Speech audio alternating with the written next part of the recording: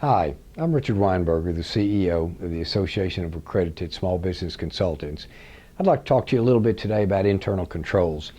If you're a consultant, you want to make sure that this is an area that you discuss with your clients, internal controls. And what does internal controls do for a small business? It does several things. One, it ensures that employees adhere to the company policies and procedures as much as possible. And I say as much as possible because we know that any control measures are not going to be 100% foolproof. There's always going to be somebody that's going to try to figure out, well, how can I get around the control measures, either to misappropriate funds or to maybe make my job a little bit easier. But if we have internal controls, it's at least helping to ensure that employees adhere to the company policies as much as possible.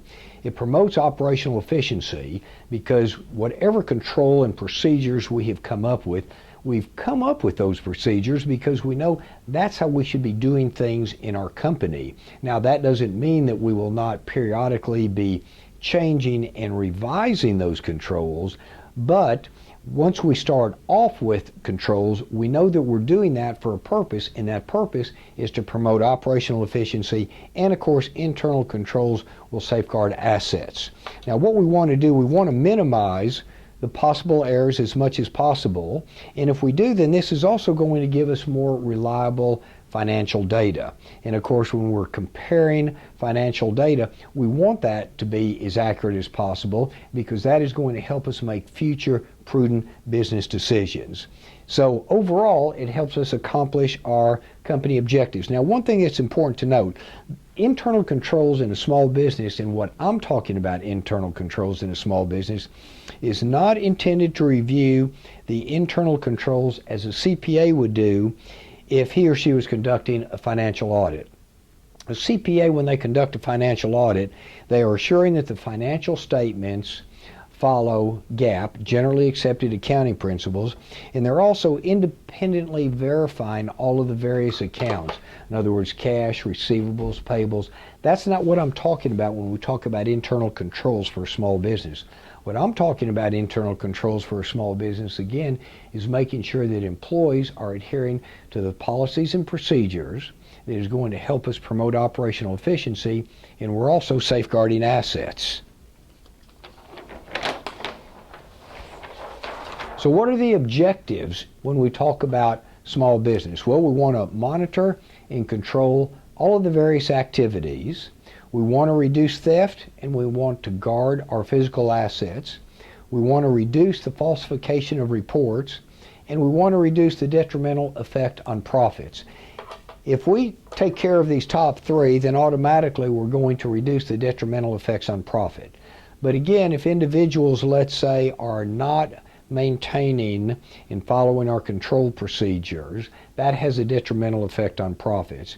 If we have obviously theft, that has a detrimental effect. And if we have falsification of reports and we cannot make prudent business decisions, that in effect has a detrimental effect on our bottom line profits. So it's important to have controls in place, but it's also important that it must be practiced by everyone consistently.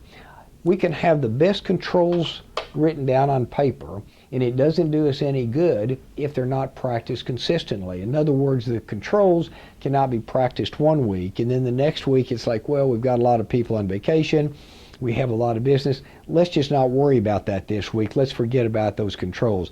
That's not a good internal control procedure. Internal controls have to be practiced by everyone, and they have to be applied consistently, and then surprise checks ensure compliance, because again, we know that individuals are not going to just comply with the procedures all the time. So what we want to do is have surprise checks. It's not that we don't trust our employees, but we want to make sure that it could very well be that maybe the procedures have not been followed because they do need to be revised. Maybe they're outdated.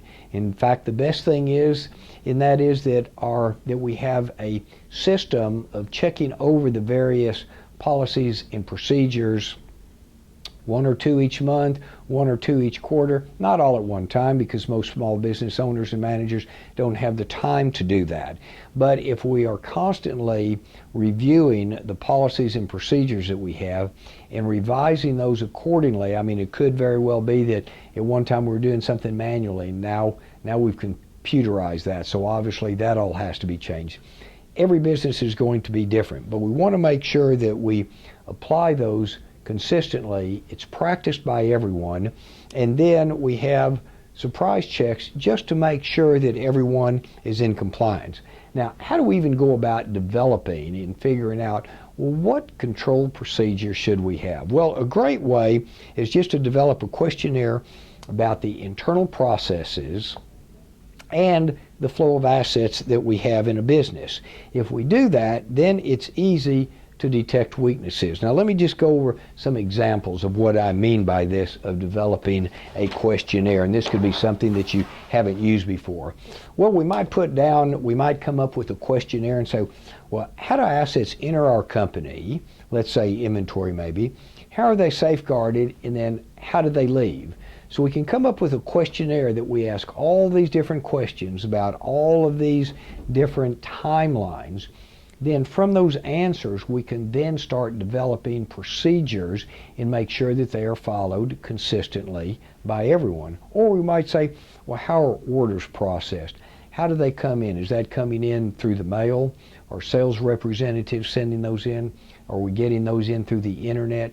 After we get the orders, how do we know that, again, that the orders are filled the way they're supposed to be filled? How are they shipped out? So again, we develop a questionnaire. Then after we have all of the answers, then it's very easy for us to set up procedures, again, to make sure that everything is followed. We might say, well, how are payments received and recorded? How's it going through our accounting department? How are bills paid? So again, if we come up with a questionnaire and then we come up with the subsequent answers, then we can really kind of nail down or write the procedures the way they should be. Now, what are some of the problems in a small business when we talk about internal controls?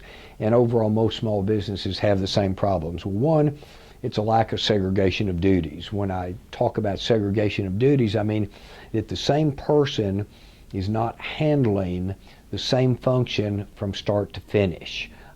Typical example, and one of the best examples obviously would be that, let's say, the check writer should not be the one that also signs the checks, should not be the same individual reconciling the bank account. In other words, in that example, somebody is handling the same duties of the entire function of check writing and cash reconciliation. So if we have a segregation of duties, meaning we have one person that is writing the checks, another person signing the checks, somebody else is reconciling the bank account, that decreases to a great extent the possibility that we have a misappropriation of funds. Now, again, the businesses you're dealing with, you might say, well, again, they don't have that many people involved. That's why that's a problem in a small business. So what we need to do, we need to look at the cost and benefit of saying, well, should we add a second person? Well, what is the cost of that second person going to be? And really, what is the potential benefit? How much harm could there be if somebody was misappropriating funds? But keep in mind, there's a lot of funds that can be, huge funds that can be misappropriated in small business due to a lack of segregation of duties. The owner must get involved. In any small business where we cannot have a complete segregation of duties, it's easier as the number of employees increase to have more segregation of duties, have individuals that are cross-trained, and we can have them doing other functions. The owner must be involved. Now, that doesn't mean that the owner is going to know everybody's job as well as they know the job. But if individuals know that an owner can come over and say, well, show me how you're doing this, or let me review that report, that in itself is a control measure, knowing that the owner or the manager is involved. And there should be no justification for lack of controls. I mean, some controls are going to be better than no controls at all. So if you're working in a business and they don't have any procedures written down, they really have no control procedures, can you do it all at one time? Practically speaking, no. But some controls are going to be better than no controls. So start developing some controls, and then if you say, well, what controls should we develop? What you want to do, you want to work on the controls for the areas that are most vulnerable to theft or misappropriation. In other words, go to work on those areas that could have the most detrimental effect on the bottom line if there was to be theft or misappropriation of those funds. But don't discount the importance of internal controls in a small business. Internal controls in a small business are just as important as internal controls in a large business. And again, it's needed so we can get reliable financial information, to make sure that policies and procedures are followed, and to make sure that assets are safeguarded. Hey, hope you enjoyed the video. Thanks for watching, and good luck to you in your consulting.